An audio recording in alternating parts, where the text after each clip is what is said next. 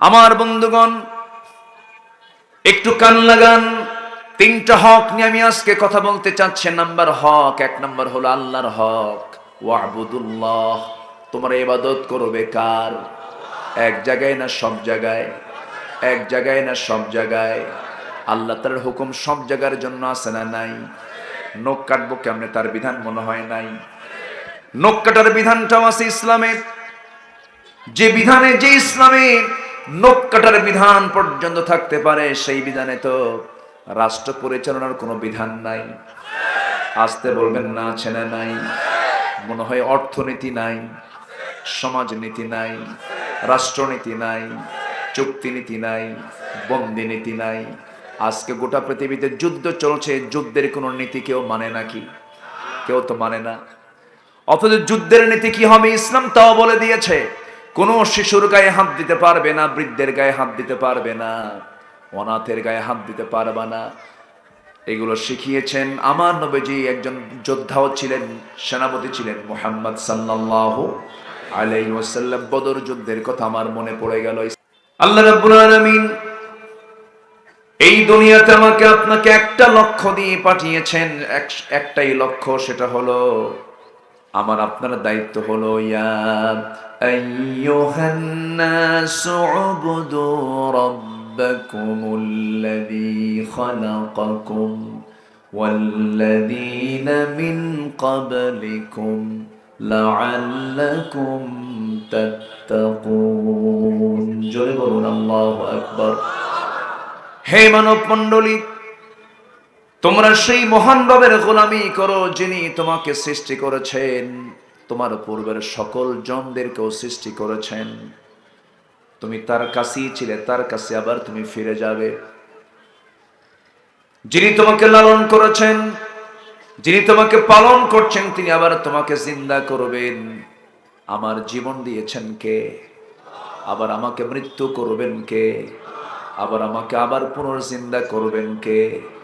প্রথম সৃষ্টি কঠিন না দ্বিতীয় সৃষ্টি কঠিন? বলেন কোনটা কঠিন বলেন? প্রথমবার বানানো কিন্তু কঠিন। আল্লাহ তাআলা আমাকে প্রথমবার বানিয়েছেন, তিনি যে আবার জিন্দা করতে পারবেন না এমন চিন্তা যারা করে, তারাই তো নাস্তিক, তারাই তো মানতে চায় না, বুঝতে চায় না। কিন্তু বোকার স্বর্গে বসবাস করা সেই লোকগুলো বুঝতে চায় না, যিনি আল্লাহ তাআলা আমাকে প্রথমবার বানালেন, আবার তিনি আমাকে আবার জিন্দা করতে পারেন কিনা, সেই যোগ্যতা কার আছে? এই এলাকায় সহজ করে বলি, আলুর আবাদ হয় কিনা জানি না। আলুর যে আবাদ হয়, আলু যারা চাষি, আলু চাষ করেন যারা, সে আলুটা যখন জমিতে লাগান, বড় আলু হলে পরে কেটে কেটে লাগান, আর ছোট আলু হলে পরে একটা একটা করে লাগায় দিয়ে যান।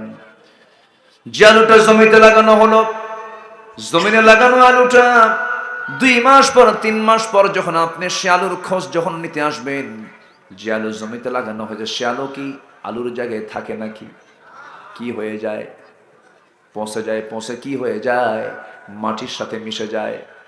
কিন্তু এই জায়গায় ওই আলু থেকে আরো 3টা 4টা 5টা 6টা 8টা 10টা পর্যন্ত আলুর সেখান থেকে জন্ম হয়ে যায়। আমার আপনার চোখের সামনে দেখতে পেতেছি, আলুটা লাগালাম, 3 মাসের ব্যবধানে এটা মাটির সঙ্গে পচে গেল, গলে গেল। আবার ওই রকম হুবহু 8-10টা আলু সেখান থেকে জন্ম নিল। সে আল্লাহ তাআলা আমাকে আপনাকে মৃত্যুর পর মাটিতে রাখার পর আমাকে সেই আল্লাহকে আবার জিন্দা করতে পারেন না? আসতে বলবেন না, পারেন না? এই বিশ্বাস যারা যত গাঢ় হবে, সে তত বড় আল্লাহওয়ালা হবে। আখিরাতের বিশ্বাস ছাড়া ভালো হওয়া সম্ভব নয়। আখিরাতের বিশ্বাস ছাড়া মানুষ কখনো ভালো হবে না। আমার নবী যেমন একটা সোনালী রাষ্ট্র গড়ে তুলেছিলেন, খায়রুল কুরুনি কারনি সুম্মাল্লাযীনা ইয়ালুনাহুম সুম্মাল্লাযীনা ইয়ালুনাহুম, এমন রাষ্ট্র গড়লেন রাসূল নিজেই বললেন, এমন একটা সময় আসবে সানআ থেকে হাজরামাউত পর্যন্ত এই বিশাল লম্বা একটা রাস্তা, রাতের বেলা একজন সুন্দরী ষোড়শী যুবতী নারী তার সৌন্দর্যের পসরা দেখিয়ে, সৌন্দর্যের পসরা নিয়ে একাকিনী, নিঃসঙ্গিনী, একাকী রাত্রেবেলা রাতের অন্ধকারে রওনা দেবে। কোনো পুরুষ তার দিকে তাকানোর সাহস পাবে না, একমাত্র কার ভয়ে? আসতে বলবেন না, কার ভয়ে? আল্লাহর ভয়ে। জাতিকে ভালো করার জন্য জাতিকে দিতে হবে আগে আল্লাহর ভয়ের জ্ঞান। কিসের ভয়ের জ্ঞান বলেন? আল্লাহর ভয়ের জ্ঞান। সেই জ্ঞান কি আজকে আছে নাকি? নাই। সিলেবাস দেখলে মাথা ঘুরে ওঠে, সিলেবাসের দিকে তাকালে মাথাটা ঘুরে যায়।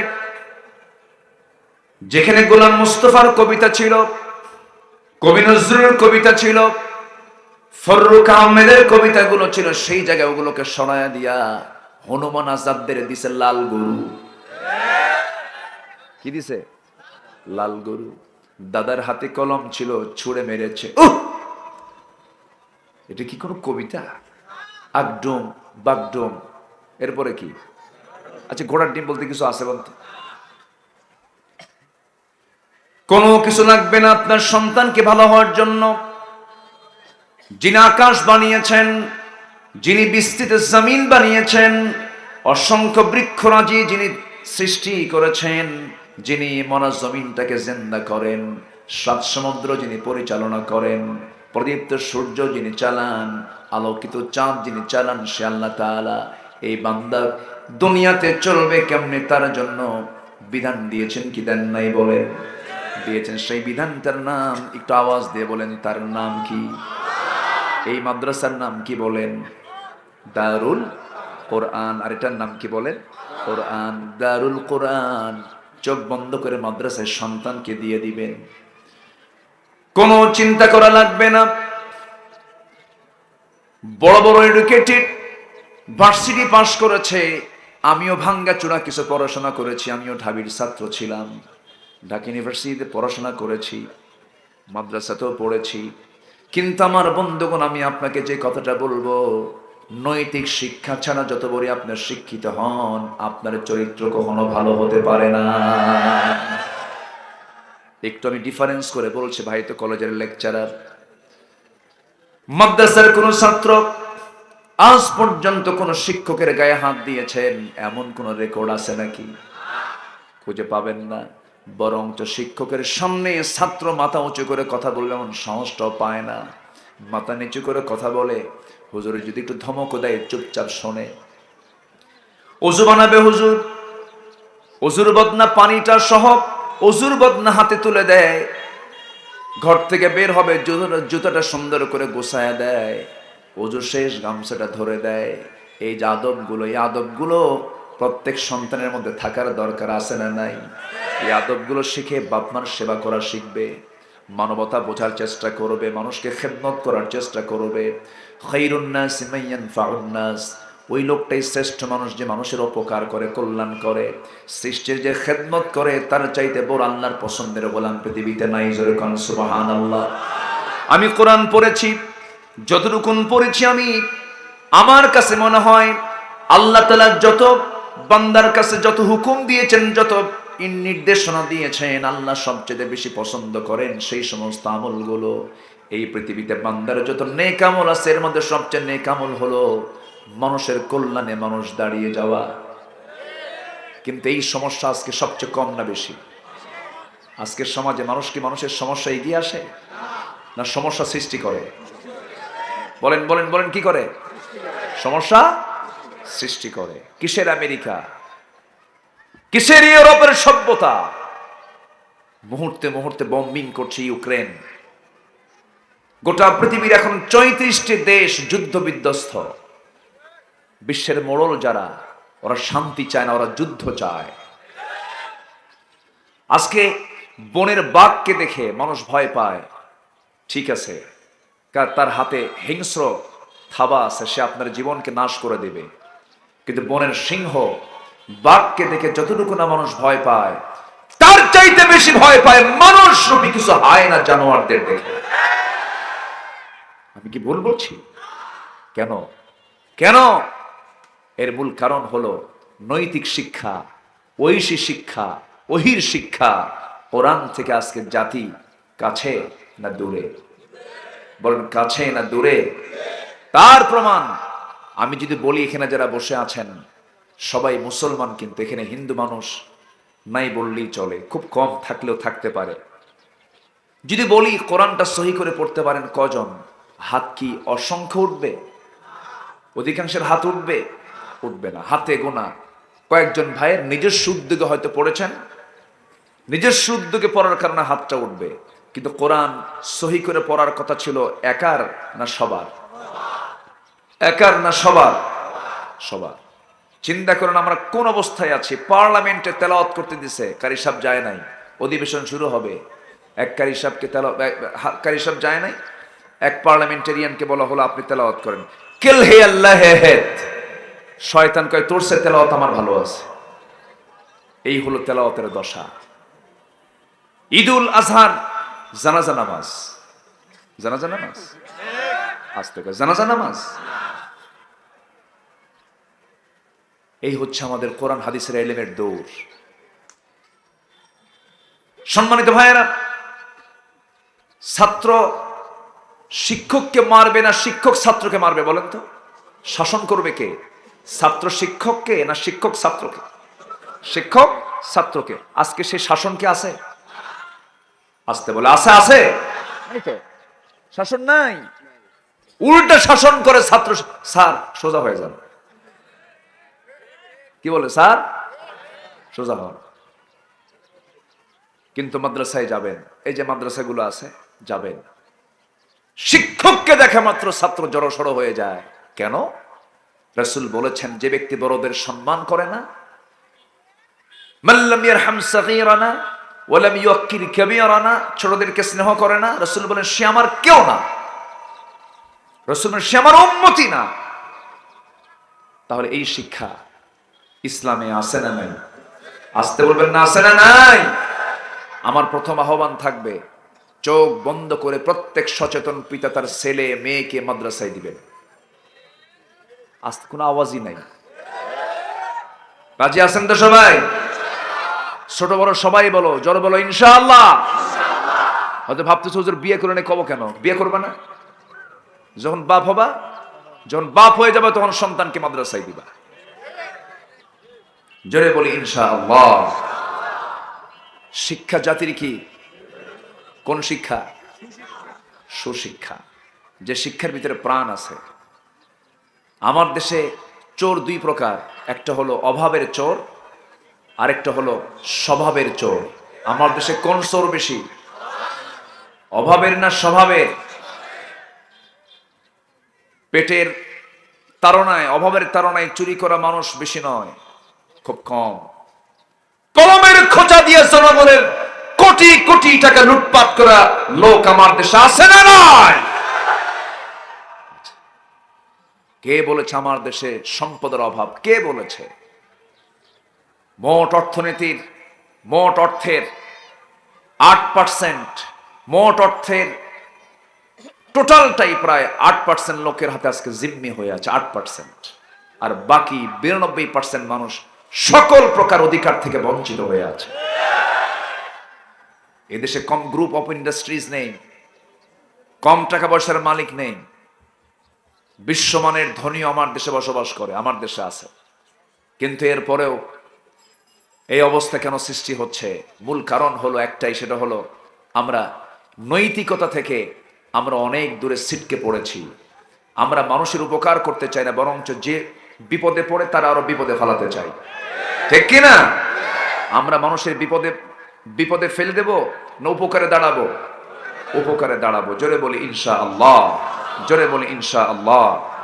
এই জাতীয় একটা আয়াত আমি তেলাওয়াত করেছি, খুব গুরুত্বপূর্ণ আয়াত।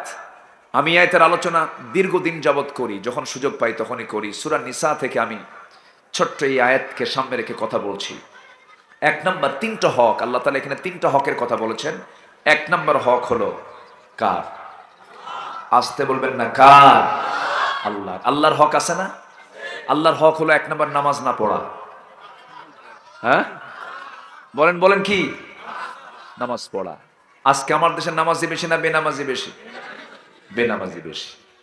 আচ্ছা, নামাজি নেতা বেশি না বেনামাজি নেতা বেশি? তো তাই তো হবে। নামাজি নেতা যদি বেশি থাকতো, নামাজি জনগণ বেশি থাকতো। নামাজি নেতা তো নাই, কম। নামাজের কোনো কর্মসূচি নাই। জনসভার ডাক দিয়েছে, জোহর আসর মাগরিব চলে গেল, নামাজ নাই। আছে না? আসতে বলবেন না আছে না নাই? যে কর্মসূচিতে নামাজের মতো এজেন্ডা থাকে না সেই কর্মসূচিতে যাওয়া হারাম। নামাজটা কার হক? আল্লাহর হক। নামাজ আমরা কেউ ছাড়বো? 5 ওয়াক্ত পড়বো তো ইনশাআল্লাহ। মুসলমান নামাজ পড়ে না, এটা একটা আশ্চর্য ঘটনা, এটা আশ্চর্য বিষয়। কিন্তু আবার বলে কি জানেন, নামাজ না পড়ি ইমান তো আছে আমার। দেখছেন মানে কি কথা, কি বললো বুঝলেন তো? নামাজ নাই তো কি হয়েছে, আমার ইমান তো আছে। মানে লুঙ্গি নাই কিন্তু মাথায় টুপি আছে, লুঙ্গি নাই কিন্তু মাথায় কি আছে? টুপি আছে। বলেন তো, লুঙ্গি আগে দরকার না টুপি আগে দরকার? আমার বন্ধুগণ, এখানে অনেক বিচক্ষণ লোক আছেন, অনেক আলেম উলামা আছেন, উলামা হযরতরা মাহফিল এসেছেন। এই মাহফিল আমাদের জীবনের শেষ মাহফিল হতে পারে। কে কখন দুনিয়া থেকে বিদায় হব জানি না। আমি চেষ্টা করি প্রত্যেকটা মাহফিলে দরদ দিয়ে কথা বলার জন্য। আজকে প্রায় 24-25 বছর হয়ে গেল কোরআন থেকে কথা বলছি, কিন্তু আমি একটা প্রশ্ন করব আপনাকে। এই যে দিন যাচ্ছে, আমার দেশে মসজিদের পরিমাণ কমছে না বাড়ছে? মাদ্রাসা কমছে না বাড়ছে? দাড়িওয়ালা টুপিওয়ালা কমছে না বাড়ছে? বাড়ছে। সুদের পরিমাণ কমছে না বাড়ছে? জেনার পরিমাণ কমছে না বাড়ছে? ঘুষের কারবার কমছে না বাড়ছে? খুনের পরিমাণ কমছে না বাড়ছে? জেনা ব্যভিচার কমছে না বাড়ছে? বাড়ছে। তাহলে ওয়াজও বাড়লো, সুদও বাড়লো। এটা ওয়াজের কি বরকত দেখেন, ওয়াজের বরকত না এটা? তাহলে বোঝা গেল, শুধু ওয়াজ দিয়ে, শুধুমাত্র নসিহত দিয়া সমাজের এই সমস্ত অন্যায়, চুরি, ডাকাতি, রাহাজানি, জেনা, ব্যভিচার, সুদ, ঘুষ, এগুলো বন্ধ হবে না। এগুলো বন্ধ করার জন্য কোরআনে কারীমের কিছু নির্দিষ্ট আইন আছে যা সমাজে চালু করতে হবে। মুসলমান রাজি আছেন কারা কারা? হাত উঁচু করে দেখা।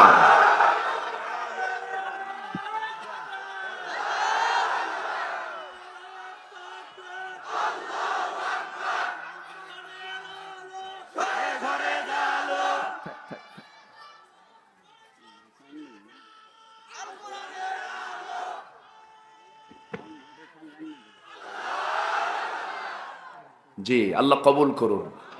জোরে বলে আমিন, আরো জোরে আমিন। এত সুন্দর মানুষ, কে কইছে 20 গ্রাম? এ তো 1000 গ্রামও পার হয়ে গেছে, তাই না? 20 গ্রাম না, মাত্র 20 গ্রাম, কিন্তু না, এ তো 1000 গ্রাম। বলি আলহামদুলিল্লাহ, বলেন জোরে বলি আলহামদুলিল্লাহ। কত হাজার হাজার গ্রাম নিয়ে 20 গ্রাম হয়? ফুলবাড়ি খুব বরকতি এলাকা, আলহামদুলিল্লাহ। কি সুন্দর সবুজ শ্যামলে একদম সবুজে ঘেরা জনপদ, আলহামদুলিল্লাহ। আমার দেশে কি ছিল না? সবই ছিল। কোন সংকট আমার দেশে নাই। আমার দেশের যে প্রাকৃতিক সম্পদ, কারো কাছে যাওয়া লাগবে না আমাদের, সব কিছু আছে। শুধু একটা সংকট, সেটা হলো সৎ যোগ্য নেতৃত্বের সংকট। আমার দেশে মানুষ বেশি না চোর বেশি? কাম সারছে। আমি কিন্তু কই নাই, আপনি বললে।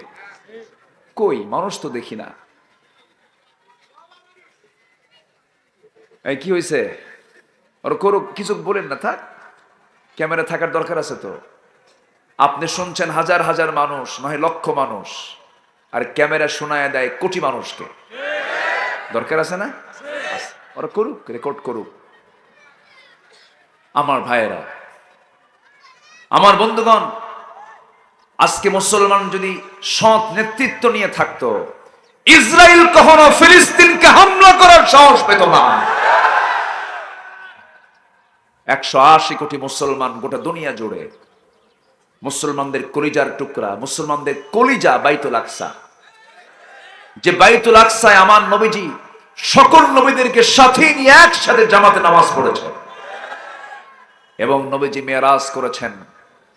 তিনি এক রাতের একটা অংশে মসজিদে হারাম অর্থাৎ মক্কা মুকাররমা থেকে ফিলিস্তিনের বাইতুল আকসায় তিনি ইসরা করেছেন। সুবহানাল্লাযী আসরা বিআবদিহি লাইলাম মিনাল মসজিদিল হারাম ইলাল মসজিদিল আকসা। এবং যে মসজিদ আকসা হলো সুলাইমানের স্মৃতি বিজড়িত, ইব্রাহিমের স্মৃতি বিজড়িত, অসংখ্য পয়গম্বরের স্মৃতি বিজড়িত, দাউদের স্মৃতি বিজড়িত এই ময়দান বাইতুল আকসাকে আজকে ইহুদির বাচ্চারা অবরুদ্ধ করে রেখেছে। মুসলমান জেগে উঠবে কখন? জেগে উঠতে হবে, বাতিলদের মোকাবেলা করতে হবে মুসলমান।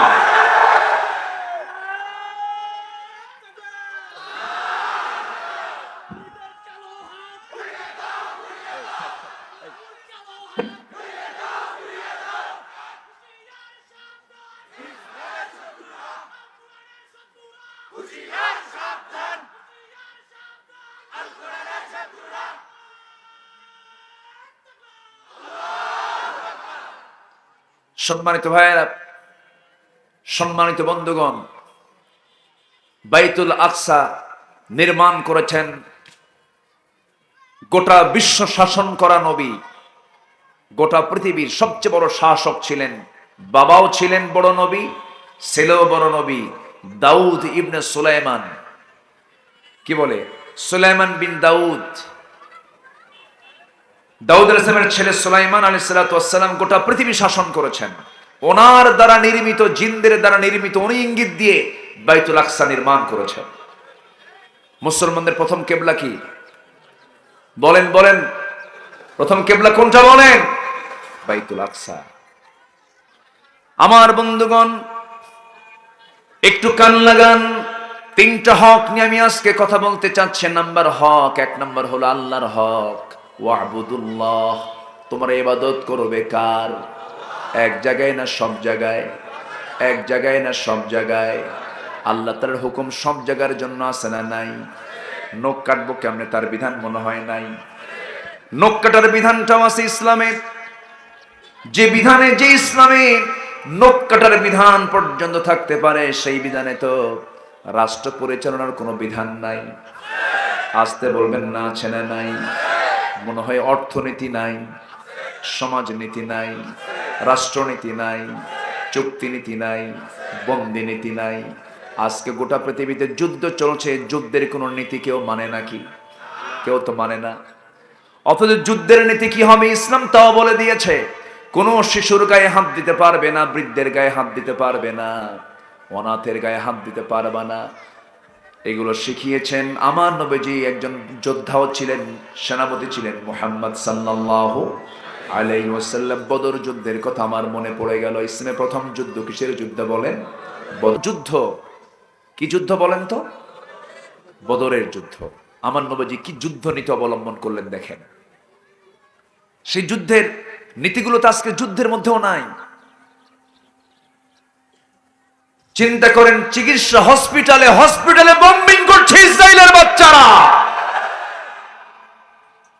যা যুদ্ধ নীতির বাইরে এটা। আর ওই দিক থেকে ইসরায়েলি কিছু ইহুদি তাদেরকে জিম্মি করেছে মুসলমান, জিম্মি করে তাদেরকে সেবা দিচ্ছে। এবং একটা স্ট্যাটাস ভাইরাল হয়েছে, এক ইহুদি নারী বলেছে, আমাকে যখন মুসলমানরা আমাকে ধরে ফেলেছে, আমার গায়ে চুল পরিমাণ কোনো আঁচড় তারা দেয়নি, এবং বলেছে যে তুমি আমার কাছে, আমাদের কাছে তোমরা নিরাপদ, তোমাদের জীবন যৌবন সব আমাদের হেফাজতে থাকবে। ইসলাম এগুলো শিখায়। আমার নবীজি রমজান মাসের 16টা রোজা রাখছেন। 16টা রোজা রাখার পরে 17তম রমজানের দিন নবীজি বললেন, সাহাবীরা যুদ্ধের ডাক এসেছে, কে কে যুদ্ধে যাবে বলো। মোটে 313 জন সাহাবী যোগ দিলেন। নবীজি সেই দিন বললেন, সাহাবীরা আজকে রোজার দিন, রোজাটা তোমরা ভেঙ্গে ফেলে দাও, রোজা তোমরা পরে রাখতে পারবে। ফাইদ্দাতুম মিন আইয়ামিন উখর, অন্য সময় তোমরা রোজা রাখতে পারবে, রোজা তোমরা ভেঙ্গে ফেলে দাও। সাহাবীরা বললেন, ইয়া রাসূলুল্লাহ, রোজাও ফরজ, জিহাদও ফরজ, দুটাই করব আমরা। রাসূল বললেন, না না। আমার নবীজি হাতে গ্লাস নিলেন, সবার সামনে তিনি রোজাটা ভাঙলেন। নবীজি রোজা ভাঙলে কেউ রোজা রাখতে পারে নাকি? সব রোজা ভেঙ্গে ফেললেন। নবীজি আমার রওনা দিবেন, এমন সময় ছোট্ট দুইটা বাচ্চা নবীর কাছে এসে কান্দে আর বলে, হুজুর যুদ্ধের ডাক নাকি চলে আসছে, সৈন্য সংখ্যা নাকি কম, আপনি যদি অনুমতি দিতেন আমরা মদিনার ছোট্ট দুইটা ছেলে আমরা যুদ্ধে যেতাম। রাসূল বললেন, কেন তোমরা এত যাওয়ার শখ কেন করছো? বলতেছে, হুজুর শুনেছি আবু জেহেল নাকি আপনাকে মারার জন্য আবার আসতেছে, এমনিতে দেশ থেকে আপনাকে বের করে দিয়েছে, আবার সে আপনাকে মারার জন্য আসে, আমরা কাউকে মারতে যাব না যুদ্ধে, আমরা আবু জেহেলকে মারতে যাব। আল্লাহু আকবার বললেন। আমার নবীজির প্রতি মুহাব্বত দেখি নবীর মধ্যে তার দয়া হলো। নবীজি ছোট্ট দুইটা বাচ্চাকে বুকের সঙ্গে জড়িয়ে ধরে বলছেন, সন্তানরা আমি তো পারমিশন দিতে পারবো না, কারণ তোমাদের বাহুবল নাই, তোমরা যে তরবারি হাতের মধ্যে নেবে সেই শক্তি তোমাদের হাতে নেই, আমি পারমিশন দিতে পারবো না। ছোট্ট দুইটা বাচ্চার ভিতরে বড় ছেলেটা বলতেছে, বড় ভাইটা বলতেছে, মুআজ বলতেছে, ইয়া রাসূলুল্লাহ আমি ওর চাইতে একটু বয়সে বড় আছি এবং লম্বাই বড় আছে, আমার ফিটনেস ওর চাইতে ভালো আছে, আপনি আমাকে পারমিশন দিয়ে দেন। রাসূল বললেন যে তোমাকে পারমিশন দেব, দেখি তো চিন্তা করে দেখে ষোলোজন ইতিমধ্যে বলছে, হুজুর আমার বড় ভাই যদি পারমিশন পায় আমাকে পারমিশন দিতে হবে কেন? ও বয়সে বড় হতে পারে, লম্বাই বড় হতে পারে, গায়ের শক্তি আমার বেশি। সুবহানাল্লাহ বলবেন না? ফিলিস্তিনের দিকে তাকালে ওদের কিছু গন্ধ পাওয়া যায়। 7 থেকে 8 বছরের ছেলে ইসরায়েলি সৈন্যের সামনে দাঁড়ায়া বুকের বুতাম খুলে দিয়ে বলে, এই তুই কয়টা গুলি চালাবি চালা, কয়টা গুলি চালাবি চালা, বাইতুল আকসা আমাদের। কোনো চিন্তা নাই। ছোট্ট সন্তান শহীদ হয়ে গেছে, বম্বিং করে উড়াইয়া দিয়েছে, মাথার খুলি নিয়ে মা বুকের মধ্যে ধারণ করে মুস্কি মুস্কি হাসি আর বলে, আমি শহীদের মা হতে পেরেছি। সুবহানাল্লাহ বলবেন না? তো তারা জান্নাত পাবে না তো কারা জান্নাত পাবে? চায় না, পণ্য বানায়, আর ফিলিস্তিন খাঁটি মানুষ বানায়। এই হচ্ছে ফিলিস্তিন। এটা হবে হাসরের ময়দান, ইসলাম সেখানে সলিড থাকবে। আল্লাহু আকবার বলেন। শেষ জামানায় দাজ্জালকে মোকাবেলা করবেন ঈসা আলাইহিস সালাতু ওয়াস সালাম। ওই সময় ইহুদিরা ভয়ে গাছের পিছনে পাথরের পিছনে দাঁড়াবে। সেই সময় মুসলমানকে সহযোগিতা করার জন্য আল্লাহ তাআলা পাথরের এবং গাছের জবান খুলে দিবেন। গাছ এবং পাথর পর্যন্ত বলবে, মুসলমান এইদিকে আসো, আমার পিছনে ইহুদি একটা লুকায় আছে, ধর মেরে ফেলে দে। তবে একটা গাছ শাজারাতুল ইয়াহুদ গারকাত, শাজারাতুল ইয়াহুদ বলা হয়, ওই গাছটা কথা বলবে না। ইহুদিরা আবার চিন্তা করে দেখছে যে এই গাছে আমাদের লাগান দরকার, আমাদের বন্ধু। এখন ইসরায়েলের সবচাইতে গারকাত শাজারাতুল ইয়াহুদ এই গাছটা তারা লাগাচ্ছে বেশি করে, মানে ওরা যেন বাঁচতে পারে, রেহাই হবে না। ওরা পৃথিবীতে যাযাবর জাতি, মদিনা থেকে বহিষ্কৃত হয়েছে, ঠিক কিনা? মদিনা থেকে বের করে দিয়েছেন মুহাম্মদ সাল্লাল্লাহু। এরা সেই জাতি যে জাতি অসংখ্য পয়গম্বরকে তারা হত্যা করেছে, শহীদ করেছে, নবীর খাবারের মধ্যে বিষ ঢুকিয়ে দিয়েছে। সমস্ত ষড়যন্ত্রের আজকে দুনিয়াতেও সকল ষড়যন্ত্রের মূল হোতা কারা? ইহুদির বাচ্চারা। এই জন্য এদেরকে বন্ধু মনে করা যাবে, বন্ধু মনে করা যাবে। আমার নবীজি ছোট্ট দুইটা বাচ্চার কথাগুলো শুনতেছেন আর বললেন, শোনো ঠিক আছে দুইজন তোমরা শুরু করে দাও কুস্তি, দেখি কে পারে। দুইজন যখন কুস্তি শুরু করে দিয়েছে, বড়জন ছোটজনকে নিচে ফেলে দিয়েছে। ছোটজন নিচে পড়ে বড় ভাইয়ের কানের মধ্যে মুখ ঢোকায় বলে, ভাই আমি জানি তুমি আমার চেয়ে বয়সে বড়, তোমার শক্তি বেশি, কিন্তু তুমি আমার কেমন ভাই, একসঙ্গে খাই ঘুমাই খেলাধুলা করি লেখাপড়া করি, একসঙ্গে সবকিছু চলে, তুমি আজকে আমাকে একা ফেলে তুমি যুদ্ধে যাবে। ভাইরে তোমার কাছে আমার অনুরোধ হলো, তোমার গায়ের শক্তি একটু কমায় দাও, তোমার বুকের উপর একটা বারের জন্য আমি উঠে প্রমাণ করে দিই শক্তির দিক থেকে আমি কোনো অংশে কম নই। নবীজি আমার টের পেলেন, ছোট্ট দুইটা বাচ্চাকে কোলের মধ্যে নিয়ে আকাশের দিকে তাকিয়ে বলছেন, আল্লাহ আকাশের মালিক আল্লাহ, এই ছোট্ট দুইটা বাচ্চা আফরার ছেলে দুইটা মুআজের গায়ের শক্তি নাই, কিন্তু ইমানের শক্তিটা আছে। আমাদের মূলত দরকার গায়ের শক্তি, অস্ত্রের শক্তি না, ইমানের শক্তি। বরং কিসের শক্তি দরকার?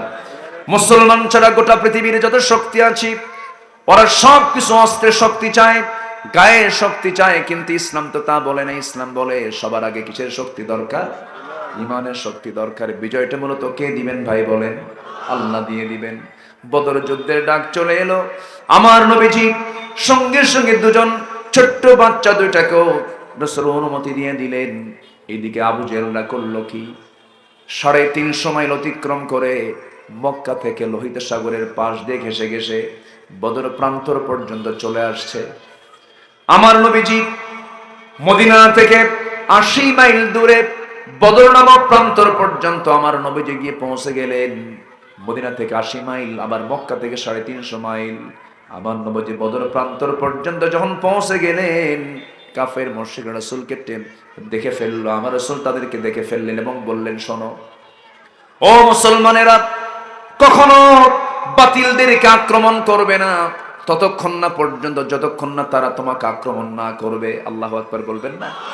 যুদ্ধের নীতি আছে না নাই বলেন? আসতে বলবেন না, আছে না নাই? ইসলাম কখনো অফেন্সিভ নয়, ইসলাম হলো ডিফেন্সিভ। কখনো আক্রমণ করবে না, তাদেরকে কালিমার দাওয়াত দিবা। আগে কিসের দাওয়াত দিবা? কালিমার দাওয়াত দিবা। আগে আক্রমণ করবে না। তারা যদি আক্রমণ করে সঙ্গে সঙ্গে তোমরা আক্রমণ করে ফেলবে, ডিফেন্সিভ ভূমিকা পালন করবে, নিয়তের বিশুদ্ধতা আনবে। একজন সাহাবীর কথা মনে হয়ে গেল, সাইয়েদনা আলী কোন একটা যুদ্ধের ময়দানে কোন একজন কাফেরকে ধরাশয়ী করে জমিনে ফেলে দিলেন। জমিনে ফেলে দিয়ে বুকের উপরে উঠে তরবারি দিয়ে তার বুক কানা করে দিবেন, কলেজে সেট করে দিবেন। এমন সময় লোকটা করলো কি, সাইয়েদনা আলীর মুখ বরাবর থুতু মারল। থুতু মারার সঙ্গে সঙ্গে রাগ কমার কথা না বেশি হওয়ার কথা? বেশি হওয়ার কথা। করলেন কি, সঙ্গে সঙ্গে থুতু যখন তার মুখে লাগলো, আস্তে করে তার বুক থেকে উঠে তাকে বলে দিলেন, তুই যা, আমি তোকে মুক্ত করে দিলাম। সঙ্গে সঙ্গে শত্রু বলতেছে, আমি আপনার মুখে থুতু মারলাম, আপনার তো রাগ আরো বেশি হওয়ার কথা। সাইয়েদনা আলী বলছেন, কিছুক্ষণ আগে আমি তোকে নিচে ফেলে দিয়া বুকের উপরে বসে তরবারি দিয়া কলিজা বরাবর মারব, আমার লক্ষ্য ছিল তুই ইসলামের শত্রু, আল্লাহর বিরুদ্ধে যুদ্ধ করতে আসছিস, সেই জন্য আমি তোমাকে মেরে ফেলতেছি। কিন্তু তুই যখন আমার মুখে যখন থুতু মেরেছিস, তখন আমার ব্যক্তিগত রাগ আরো ডাবল হয়ে গেছে। এই মুহূর্তে আমি তোকে যদি মেরে ফেলি, তখন সেই সময় আল্লাহ পাক আমাকে খুনির কাতারে দাঁড় করাতে পারে। আল্লাহু আকবার বলবেন না? সাহাবায়ে কেরাম যুদ্ধ করেছেন একমাত্র কার খুশির জন্য? কার খুশির জন্য? কার দিনের জন্য? আল্লাহর দিনের জন্য। বদর যুদ্ধের ময়দান, আমার নবীজি যুদ্ধ শুরু করে দিবেন। কাফেররা আক্রমণ শুরু করে দিয়েছে। ইতিমধ্যে ছোট্ট দুইটা বাচ্চা বলতেছে, এক সাহাবীকে ডাক দিয়ে বলতেছে, প্রথম কাতারে দাঁড়ায় বলতেছে, ও চাচা দেখো তো আবু জেহেলটা কই, আমাদের একটু দেখায় দাও তো। সাহাবী বলতেছে, আবু জেহেল দিয়ে তোমরা কি করবা? ছোট্ট দুটো ছেলে বলতেছে, আমরা যুদ্ধ সবার সঙ্গে করব না, আমরা আবু জেহেলকে দুনিয়া থেকে খতম করার জন্য আসছি যুদ্ধের ময়দানে। সঙ্গে সঙ্গে সাহাবী চিনায়া দিলেন, ওই যে ঘোড়ার পিঠে বসে আছি, চতুর্দিক থেকে তাকে ঘেরাও করে আছে, সৈন্যরা তাকে পাহারা দিচ্ছে, বুকে চুল পরিমাণ কোনো ভয় নাই। মানুষ ছোট কিন্তু বুকটা বিশাল বড় সাহসে ভরা। এই ছোট্ট দুইটা বাচ্চা সিংহের মতো গর্জন দিয়া, বাজ পাখির মতো উড়ন্ত হয়ে ছোট্ট তরবারি নিয়ে আবু জেহেলের দুই পাশে দুজন দাঁড়ায় গেছে। তারা টের পায় নাই ছোট্ট মানুষকে অবহেলা করেছে। ছোট্ট দুইটা বাচ্চা দুই পাশে দাঁড়ায়া দুজন একসঙ্গে সজোরে আক্রমণ করে বসেছে আল্লাহু আকবার বলে। দুজন দুই পায়ে এত জোরে আঘাত করেছে, এক আঘাতে আবু জেহেল ওই যে ঘোড়ার পিঠ থেকে ধরাশয়ী হয়ে জমিনে পড়ে গেছে। কোমর সোজা করে দুটা পা সোজা করে আবু জেহেলের আর দাঁড়ানোর কিসমত হয় নাই, দাঁড়াতে পারে নাই। আমার বন্ধুগণ, এইদিকে ফলাফল কি হলো? বড় ভাইকে কাফেররা পাকড়াও করে ফেললো। পিছন দিক থেকে বড় ভাই মুআযের ডান হাতে একটা তরবারি আঘাত হানলো। এক আঘাতে তার হাত থেকে ঝনঝন করে তরবারি পড়ে গেল। ডান হাতটা চামড়ার সঙ্গে ঝুলতে লাগলো। দৌড় মেরে তরবারিটা বাম হাতে উঠায় নিলেন। বাম হাতে উঠায় নিয়ে যুদ্ধ করবেন। যুদ্ধ চালাচ্ছেন, তরবারি চালাচ্ছেন, কিন্তু লক্ষ্য করে দেখেন ঝুলন্ত হাতটা ডান হাতে, চামড়ার সঙ্গে ঝুলন্ত হাতটা বাম হাতে এসে ধাক্কা খায়। যুদ্ধ করতে কষ্ট হয়, তরবারি চালাতে কষ্ট হয়। ডান হাতটা করলেন কি, সঙ্গে সঙ্গে বাম পায়ের নিচে রেখে এত জোরে টান মারলেন, হাত ছিটকে পড়ে গেল। বাম হাতে যুদ্ধ করতে করতে দেখা গেল একজন শত্রু এসে তার বাম হাতেও মেরে দিল। দুইটা হাতই কাটা, তরবারি ঝনঝন করে পড়ে গেল। মুআজ সামনে সহায়ের মতো এতিমের মতো দাঁড়ায় আছে। একজন কাফের এসে তার কলিজা বরাবর মেরে দিল, গন্ধ গর্দান বরাবর মেরে দিল, মস্তকটা ছিটকে পড়ে গেল। মুআজ দুনিয়া থেকে বিদায় হয়ে গোটা দুনিয়ার সমস্ত মুসলমানদেরকে জানান দিলেন, ও দুনিয়ার মুসলমান, আল্লাহর জমিনে দিন কায়েমের জন্য হাসতে হাসতে এমন করে জীবনটা দিতে হয়। জোরে বলে সুবহানাল্লাহ। সেই যুদ্ধের ময়দানে 14 জন সাহাবী শাহাদাত বরণ করেছেন। বদর যুদ্ধ হলো এমন একটা যুদ্ধের নাম, ভাই ভাই যুদ্ধ, জামাই শ্বশুর যুদ্ধ, আত্মীয় আত্মীয় যুদ্ধ, গোত্র গোত্র যুদ্ধ, একই বংশের মানুষের সঙ্গে যুদ্ধ। দেখা হলেই কেউ কারো ভাইকে পায়, কারো বাপকে পায়, কারো শ্বশুরকে পায়। সেই যুদ্ধের ময়দানে উবাইদ ইবনুল জাররাহ রাদিয়াল্লাহু আনহু একজন সাহাবী নিজের জন্মদানকারী পিতাকে দেখতে পেলেন। বাপকে দেখে তরবারি গোটায় নিয়ে ফিরে আসতেছিলেন, পরক্ষণেই মনে করলেন আমার জন্মদানকারী পিতা হতে পারে, কিন্তু সে তো ইসলামের দুশমন, আমি তাকে ছাড়বো কেন? আবার তিনি ইউটার্ন করলেন, বাবাকে বাবা না মনে করে তরবারি দিয়া বাবার গর্দানটা হাঁকায় দিলেন। শিরকের প্রতীক মনে করে দুনিয়া থেকে বিদায় করে দিলেন। যুদ্ধ শেষ হয়ে গেল, সবার মুখে হাসির ঝিলিক, মুসলমানদের বিজয় হয়েছে, কিন্তু ওবায়দার মুখে হাসি নাই। রাসূল বলেছেন, সাহাবীরা ওবায়দার মুখে হাসি নাই কেন? ওবায়দা কান্দে কেন হুজুর? ওবায়দার বাপ আজকে যুদ্ধে মারা গেছে। রাসূল বললেন, তোমার ওবায়দার বাপকে কে মেরেছো? সাহাবীরা বলছেন, হুজুর ওবায়দার বাপকে আমরা কেউ মারি না, ওবায়দা নিজেই মেরেছে। ওবায়দা নিজেই মেরেছে। আমার নবীজির সঙ্গে সঙ্গে বলছেন, সাহাবীরা, ও সাহাবীরা, আমার ওবায়দা যে কাজটা করেছে, আমার ওবায়দা যে আল্লাহকে খুশি করার জন্য যে কাজটা করেছে, আরশ পর্যন্ত খুশি হয়ে গেছে। ওবায়দা তুই আমার দিকে আয়। বুকের সঙ্গে বুক জড়াইয়া ধরে বলছেন, ওবায়দা রে, আজকে তুমি যে কাজটা করেছো, আল্লাহ তোমার জন্য জান্নাতটা ওয়াজিব করে দিয়েছেন। জোরে বলে সুবহানাল্লাহ, জোরে বলে সুবহানাল্লাহ।